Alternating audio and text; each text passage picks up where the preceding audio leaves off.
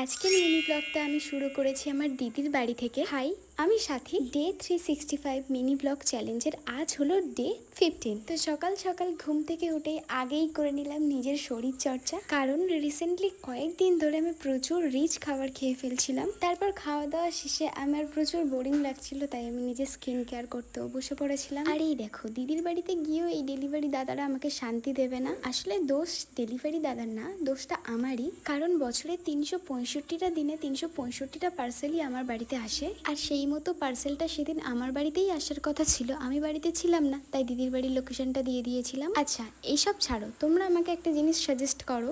উইন্টারে আমার স্কিনটা না প্রচুর ড্রাই থাকে, আর সামার এলে ড্রাই টু কম্বিনেশন হয়ে যায়। তো তোমরা আমাকে বলো যে কোন সানস্ক্রিনটা আমার জন্য বেস্ট। সামার অলরেডি হাফ শেষ হতে গেল, আর আমি ভয়ে ভয়ে এই দুটো সানস্ক্রিন অর্ডার করে দিয়েছিলাম, কারণ এর আগে আমি এই সানস্ক্রিনগুলো ইউজ করিনি, তাই আমি জানিও না যে এটা আমার কতটা শুট করবে। যাই হোক, এতক্ষণ ভিডিওটা দেখে তোমরা নিশ্চয়ই বুঝে গেছো আমার দিদির বাড়ির কাছে ছিল মেলা, আর আমি সেই জন্য দিদির বাড়িতে গিয়েছিলাম। তো তারপর রাতের দিকে বাড়ি চলে আসি, আর বাড়িতে এসেই আগে একটা শাওয়ার নিয়ে নিয়েছিলাম। তো আজকের ভিডিওটা এই পর্যন্ত, দেখা হবে আবার নতুন কোনো ভিডিওতে। আজকের মতন টাটা।